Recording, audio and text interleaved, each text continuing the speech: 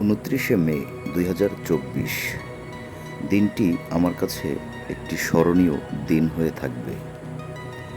কেন স্মরণীয় সে প্রসঙ্গে পরেই না হয় বলি। আমাদের গন্তব্য শরীয়তপুর গোসাইরহাট উপজেলা। উদ্দেশ্য নির্বাচন পর্যবেক্ষণ করা। এই মুহূর্তে আমরা পদ্মা সেতু পার হচ্ছি, পদ্মা সেতু অতিক্রম করছি। আমরা প্রায় পদ্মা সেতুর শেষ প্রান্তে চলে এসেছি। একটু সামনে গিয়েই আমরা এখানে দাঁড়াবো, কারণ আমরা ঢাকা থেকে যারা এসেছি সবাই এখানে একত্রিত হব।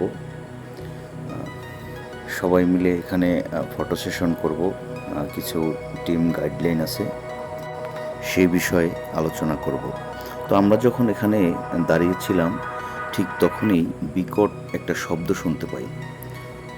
দৌড়ে গেলাম, গিয়ে আসলে যেটা দেখতে পেলাম সেটা আসলে অনাকাঙ্ক্ষিত একটি দুর্ঘটনা।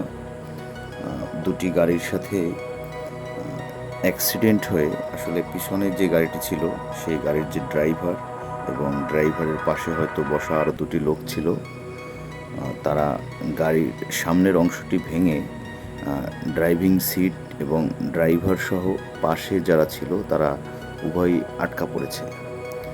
তো আসলে আমরা যারা ছিলাম এবং আরও অন্যান্য মানুষ ছিল তারা সবাই চেষ্টা করি।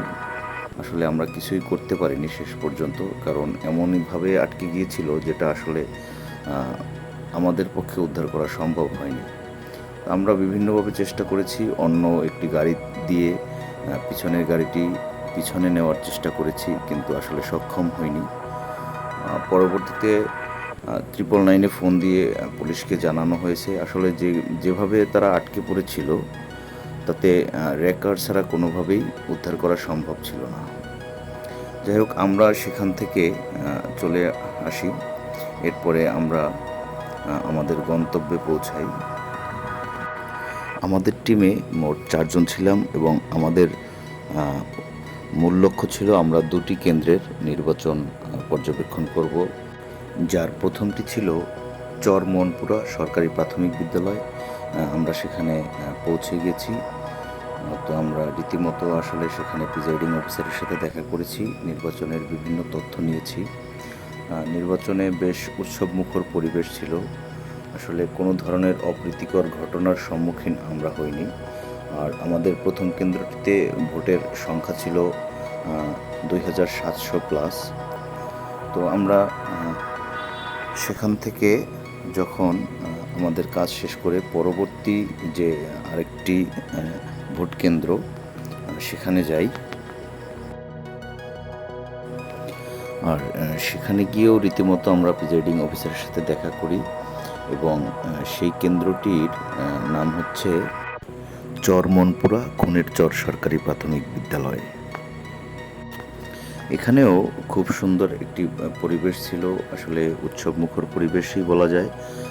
সবাই যারা ভোট কেন্দ্রে এসেছিল তারা মানে একটা আনন্দ আমেজের মধ্য দিয়ে ভোট দিচ্ছিল, এরকমই মনে হয়েছে আমাদের কাছে। যাই হোক, আসলে আমি আগেই বলেছিলাম যে কেন স্মরণীয় দিন, এই বিষয়টা নিয়ে কথা বলবো। কিছু আপনাদেরকে জানাই, যে কারণেই মূলত আজকের ব্লগটি তৈরি করা। আমরা এই বিদ্যালয়টি অতিক্রম করে পাশেই দেখতে পাই খুব সুন্দর একটি পরিবেশ, মানে একটু সামনে গেলেই নদী, এবং সেই নদীটির নাম ছিল জয়ন্তী নদী। আমরা সেই নদীটির পাড়ে যাই এবং সব মিলিয়ে এত সুন্দর একটি প্রকৃতি আসলে আমরা কখনোই কল্পনাও করিনি যে এরকম একটা পরিস্থিতির সম্মুখীন হব আজকে। তো নদীর সৌন্দর্য দেখে আমরা সেখানে বেশ কিছু সময় কাটাই এবং সিদ্ধান্ত নেই যে আমরা নদীতে গোসল করব। তো পাশেই একটি ঘর ছিল, তাদের সাথে পরিচয় হই এবং তারাও খুব ভালো মানুষ মনে হয়েছে আমাদের কাছে। তারা খুব মানে মিশুক প্রকৃতির মানুষ। তো তাদের সাথে আমরা আলাপচারিতায় তাদের সাহায্য নেই, কারণ আমাদের কাছে কিছুই ছিল না। তারা আমাদেরকে লুঙ্গি দেয়, গামছা দেয়। এবার আমরা এখানে গোসল করব, তারই প্রস্তুতি নিচ্ছি। ভাবে গোসল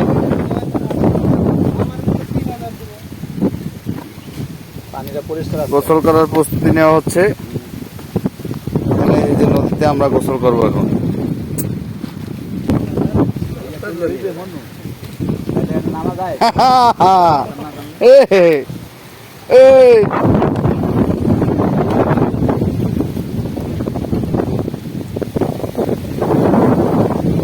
আপনি গোসল করবেন ভাই?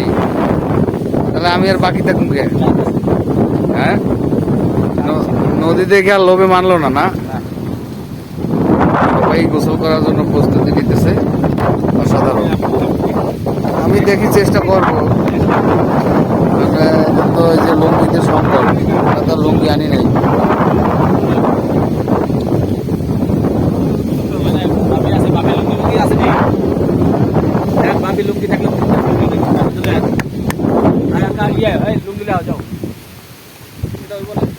আমরা লুঙ্গি চেয়ে নিচ্ছি।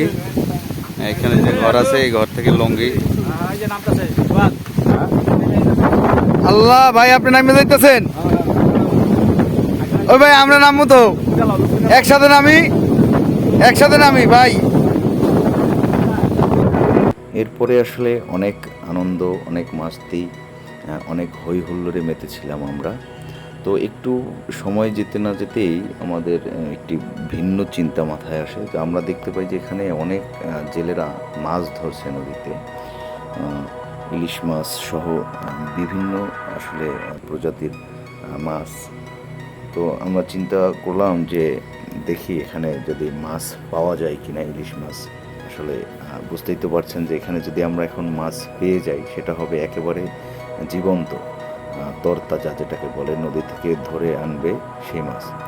তো আসলে আমরা জেলে ভাইদের কাছে গেলাম, ইলিশ মাছ দেখতে পেলাম।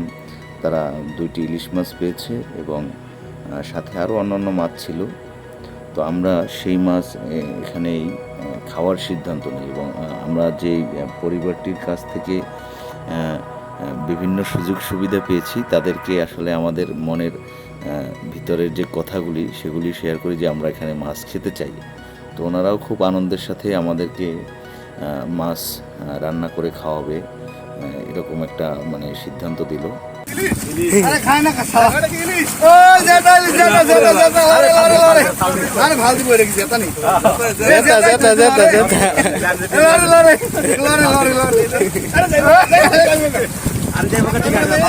একবার তাজা, এই যে দেখেন, একবারে তো জয়ন্ত নদীর তাজা ইলিশ।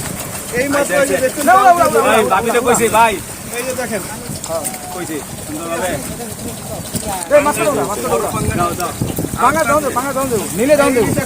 পাঙ্গাস আছে।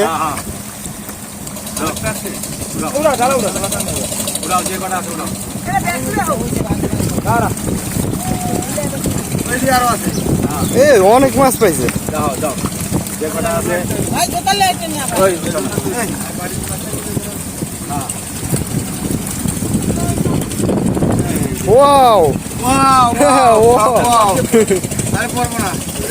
একেবারে তাজা ইলিশ নদী থেকে আমরাই ধরছি। আমরা ধরি না, তাদের সহায়তা করছি। সহায়তা না করলে খাইয়ে সহায়তা করছি আমাদের ভাই। এইটা কিন্তু একেবারে কতটা হবে?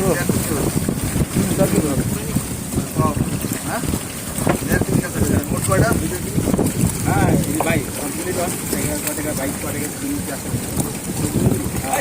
সবগুলো নিয়ে পরে কি করবেন?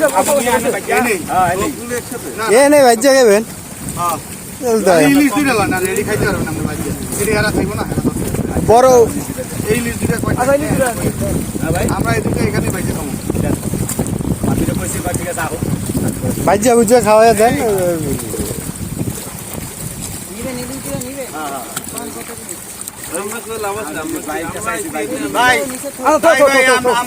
আমরা জিতি জিতি আপনি না ঠকেন, ঠিক আছে?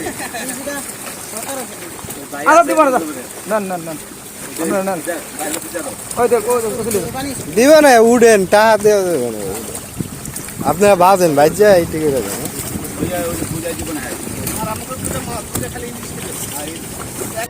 এরপরে আমরা সেই বড় ইলিশ মাছ দুটি আমরা কিনে নেই এবং ওই পরিবারের কাছে আমরা মাছ দুটি হস্তান্তর করি এবং তাদেরকে মাছ দুটি ভাজতে বলে আমরা পুনরায় আবার নির্বাচনের কি অবস্থা, নির্বাচন কেন্দ্রে ফিরে যাই। তো সেখানে দেখলাম যে নির্বাচন প্রায় শেষের দিকে, অর্থাৎ তখন হয়তো সময় 3টা বাজবে, 3টা সাড়ে 3টা এরকম হবে। প্রায় 30% ভোট কাস্ট হয়ে গেছে। আসলে মূলত নির্বাচনে 55 অর্থাৎ 55% ভোট সর্বমোট কাস্ট হয়েছে, আমরা যেটা দেখেছি আমাদের সেই দুটি কেন্দ্রে। তো আমরা পর্যায়ক্রমে নির্বাচনের কাজ সেরে পুনরায় আবার সেখানে ফিরে আসি এবং যেই মাছ আমরা আসলে আগে কখনো এরকম পরিস্থিতি হয়নি যে এত তাজা বা নিজের হাতে ধরবো বা জেলেরা ধরে নিয়ে আসছে সাথে সাথে খাবো, এরকম একটা পরিবেশ আমার জীবনে আগে কখনোই হয়নি। যে কারণেই আমি বলেছিলাম যে স্মরণীয় দিন। তো আমরা রীতিমতো সেখানে খাওয়া দাওয়া শেষ করি। আমাদের খাওয়ার শেষে আমরা সেখানে আরও কিছু সময় বিশ্রাম নেই। এদিকে ভোট কেন্দ্রের ভোট কিন্তু শেষ হয়েছে 4টার দিকেই, ভোট গণনা চলছে এবং এদিকে আমরা মাছ, ভাত, ডাল খেয়ে সেখানেই বিশ্রাম করি এবং আরও অন্যান্য যে জেলে ভাইরা ছিল সেখানে মাছ ধরছিল, তারা আসলে মাছ নিয়ে আসে, আমরা সেই মাছগুলো দেখি এবং মাছ কিনে নিই। তো এখানে আমি আরও একটা জিনিস আজকে দেখলাম, অন্যান্য জেলে ভাইয়েরা যে মাছ নিয়ে এসেছে তার ভিতরে একটি রিডা মাছ ছিল। আসলে আমরা বা আমি আমাদের আঞ্চলিক ভাষায় রিডা মাছ বলি, জানি না অন্যরা বা আপনারা কি বলেন। তো সেই রিডা মাছটির ওজন ছিল 1 কেজি 800 কি 900 গ্রাম এরকম হবে। তো আশ্চর্যের বিষয় হচ্ছে, যেটা আমার জীবনে আগে কখনোই ঘটেনি, সেটা হচ্ছে আমি রিডা মাছ কখনো জীবিত দেখিনি এবং এইভাবে কখনো তাজা ইলিশ মাছও দেখিনি। তো আজকেই প্রথম দেখলাম, অনেক ভালো লাগলো। যে কারণে আগেই বলেছি যে স্মরণীয় দিন, এই কারণেই মূলত ব্লগটি তৈরি করা। সব শেষ, আবার ঢাকার উদ্দেশ্যে রওনা। সবাই আমাদের জন্য দোয়া করবেন। তো বন্ধুরা, আপনাদের সবার কেমন লেগেছে অবশ্যই মন্তব্য করবেন। আসসালামু আলাইকুম।